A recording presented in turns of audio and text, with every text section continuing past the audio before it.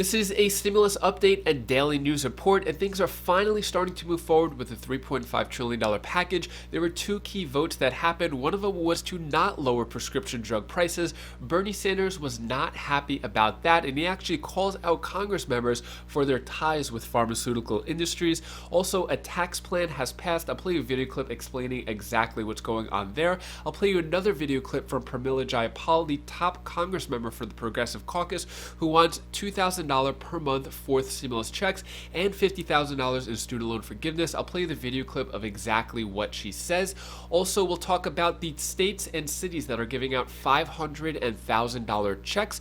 We have AOC's released bill, which is going to extend unemployment and also make those payments retroactive. I'll give you some other important updates along the way. Hope you're having a fantastic Friday. If you appreciate these fact-based, fast-paced updates, hit the like button down below. And I'm giving out $200 to my subscribers. I'll talk more about that later on in the video. First, let's get into it. So AOC unveils bill to extend unemployment checks that kept millions from poverty. So that's 7.5 million people who got off of the unemployment recently, and AOC wants to revive that. So Ocasio-Cortez and Cori Bush lead bid for expanded unemployment aid. So there's a few of the squad crew members on there. If you don't remember, Cori Bush was one of the people who slept out on the Capitol steps to try to get the eviction moratorium extended.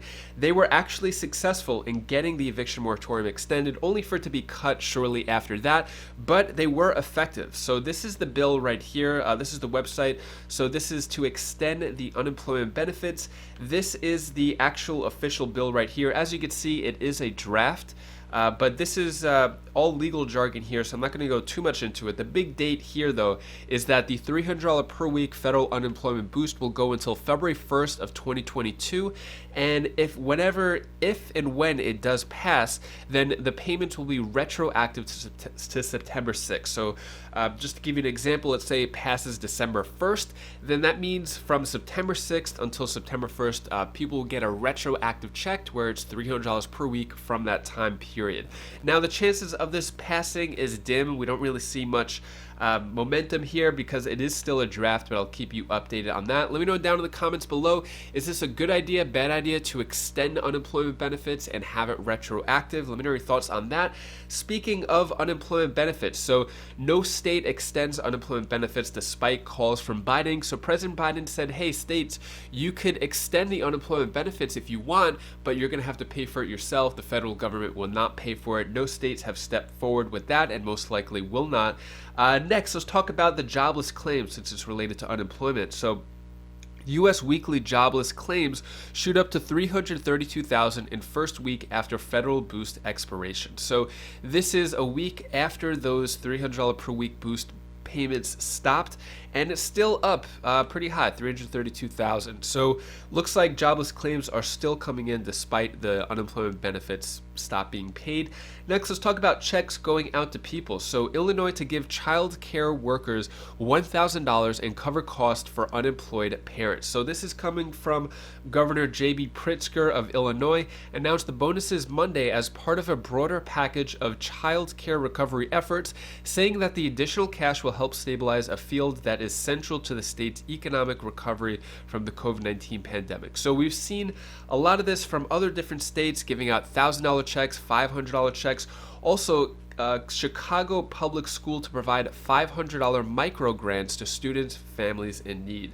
So this is another $500 checks going out. So some students and families within Chicago Public Schools will be eligible for $500 micro grants from the city to help cover the cost of educational and living expenses.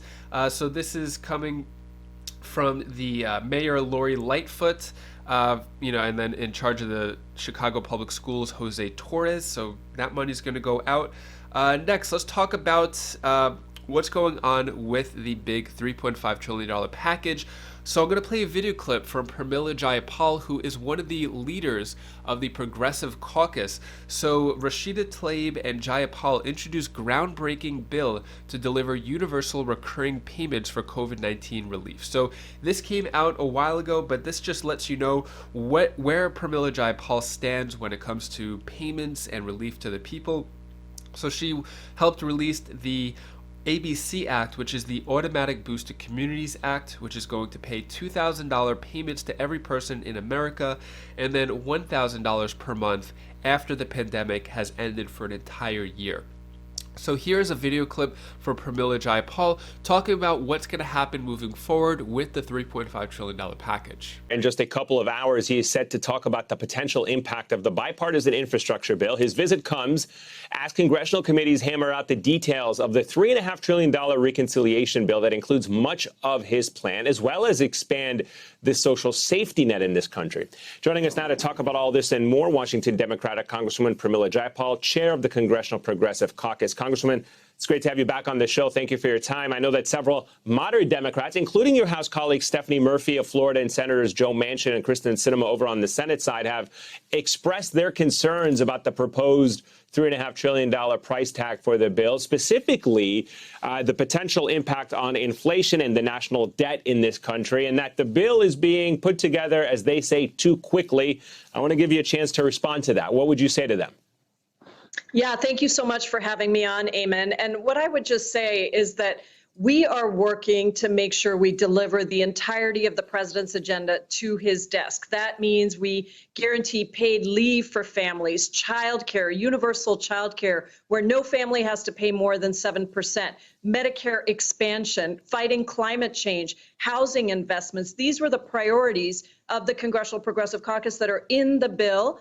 And in terms of how to pay for it, look, there's plenty of money if we just tax the wealthiest individuals and the richest corporations, as the president has proposed. So there is no shortage of dollars if we make the tax system fair and we allow for those revenues to come in. And so there's plenty of money to cover this so that the overall cost of this is absolutely zero. But the benefit to people, working families and poor people across this country, is enormous. And that's why we've been clear that these two bills need to move together, and we need to send them to the president's desk to sign together. Is it about a price tag or the specific items? Because given the small Democratic majority in the House and having no room for error in the Senate, I guess the question would be, would you and your progressive colleagues be willing to support a smaller package if it ensured that the votes are there to get it through both chambers?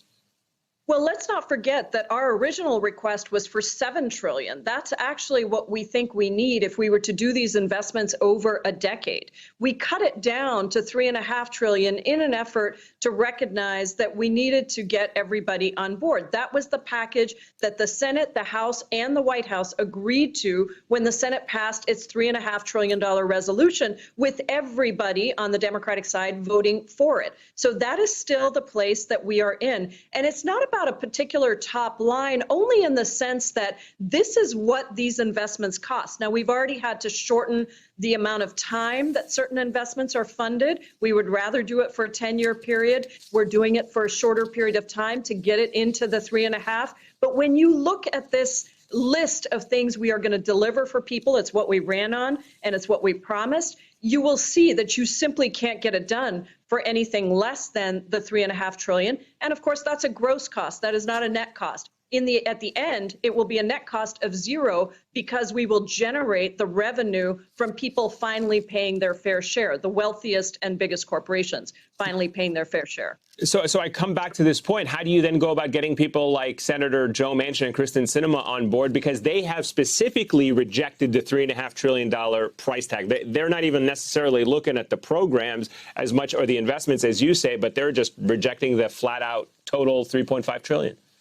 Well, look, there are people in the House Progressive Caucus who really don't like the infrastructure bill that Joe Manchin and Kristen Sinema and others put together. And given a choice, they would vote no on that. But if they want the bill that they negotiated to pass, then everybody is going to have to do some of what they don't want. Progressives may have to vote for that bill, even though it has negative things around it in terms of climate change.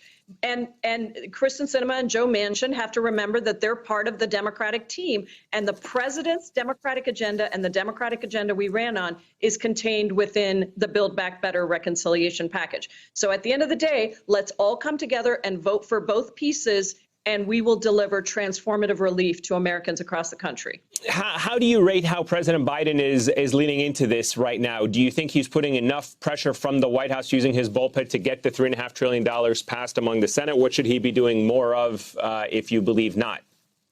Well, I believe the White House has been very engaged. I know I personally have been very engaged with the White House, and they've weighed in, and everything is being pre-negotiated, pre-conference, pre-discussed, so that there is agreement between the Senate, the House, and the White House.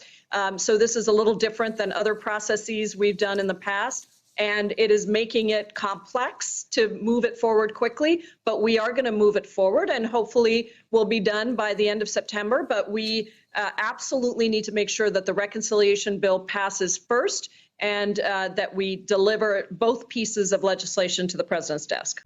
What are your thoughts on what Pramila Jayapal said? Do you think things are going to move forward? Should there be more added to the package?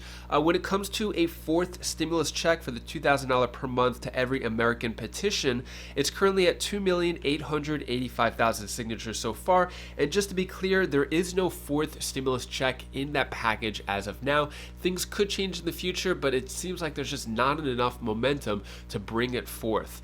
Speaking of Pramila Jayapal, her latest tweet was today, or she said this yesterday, today would be a great day to cancel $50,000 of student loan debt per borrower. So she is one of the people who wants to cancel student loan debt. This is for federal student loans. She didn't mention it here, or maybe she wants it for every borrower.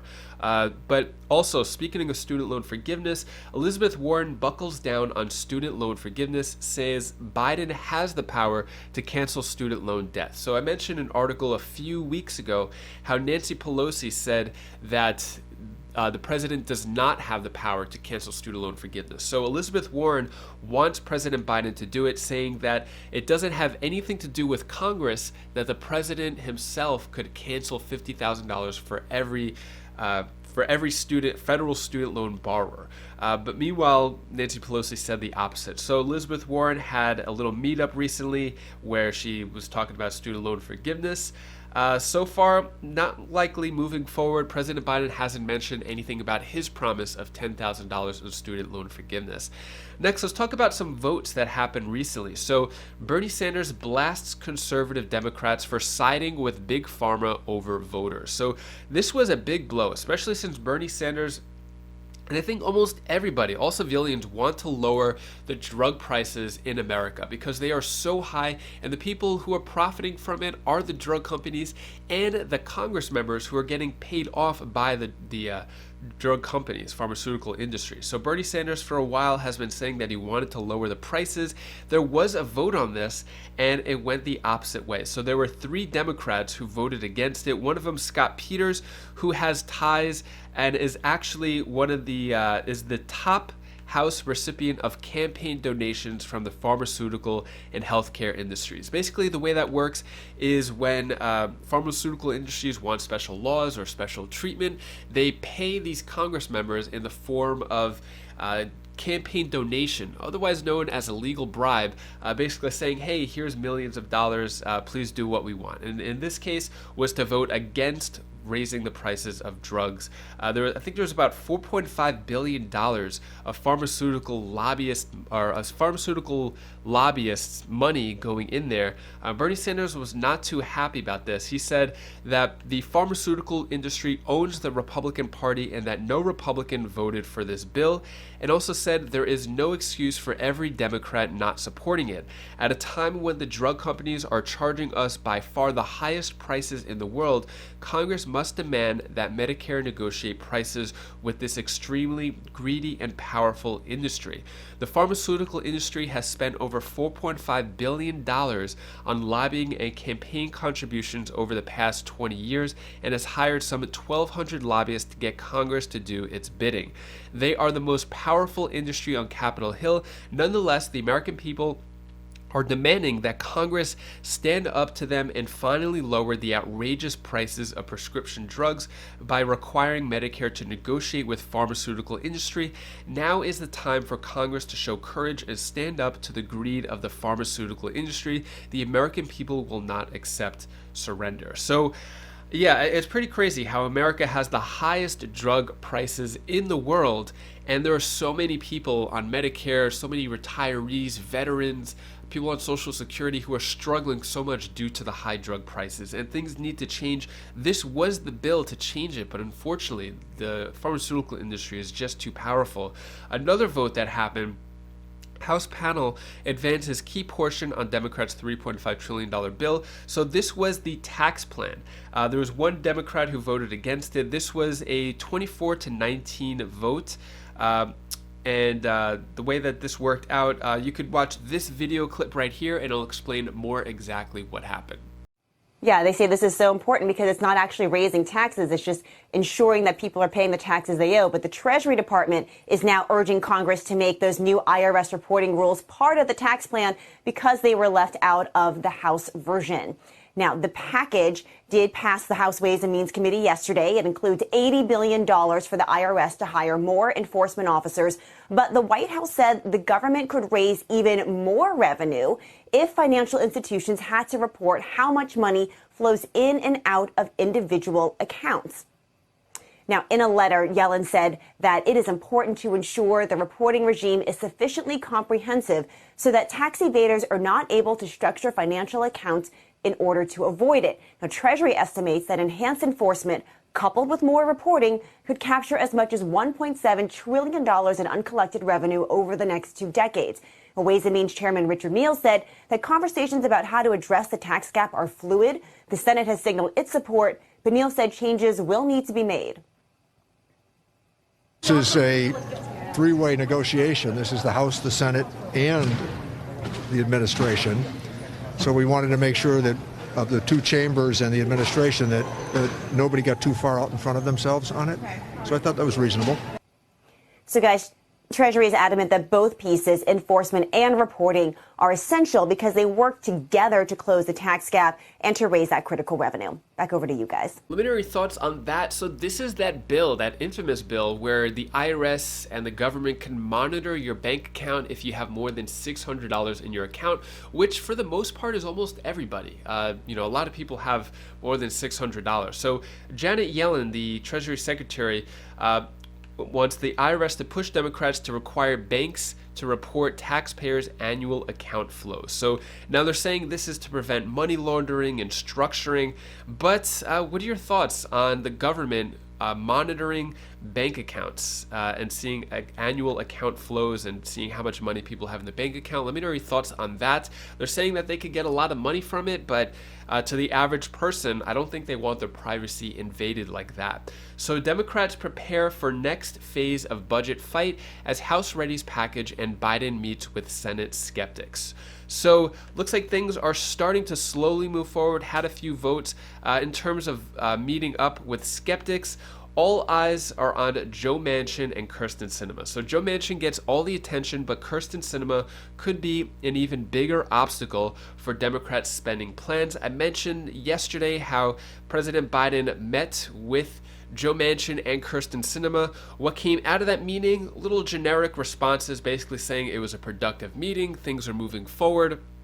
Not much really came out of it. There wasn't a glorious moment where they said, all right, Joe Manchin and Kyrsten Sinema are on board. Let's move forward with everything. It wasn't anything like that, basically just generic political responses.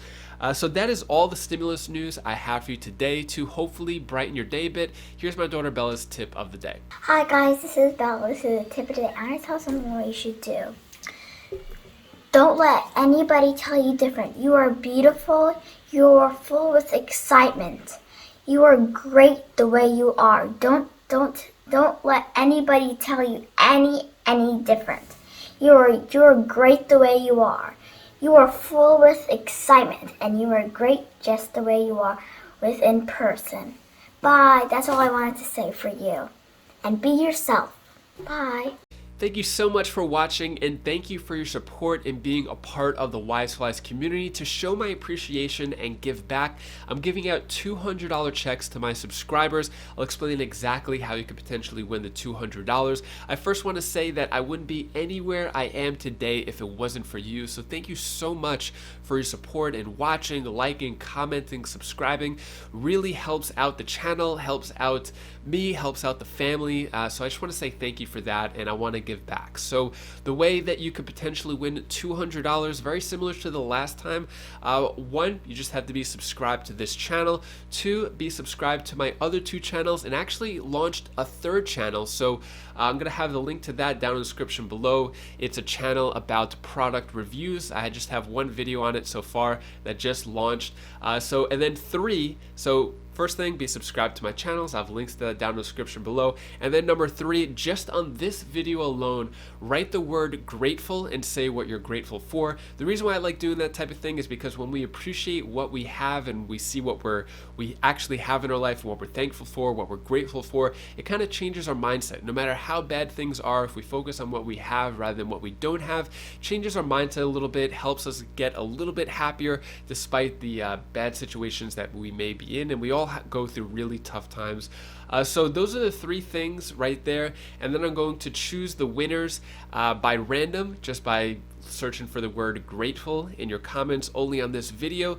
So that's it, and then I'll have more details down in the description below. So that's it. Hopefully you get to win the $200, and I'm going to send it as a physical check. So if you have a physical address, I just send you that physical check, and you could use that money however you want. It's not a gift card. It's nothing digital involved. You just cash the check as you would any other check. So that's all I have to say about that. If you want to check out any of my other videos, you could click up here. Actually, I'm going to have my newest Wise Buys video. That's the new channel, Wise Buys, for product reviews. So I'll have that channel up here, or my stimulus updates down here, and I'll see you in the next video. Take care, be safe. Thank you for watching.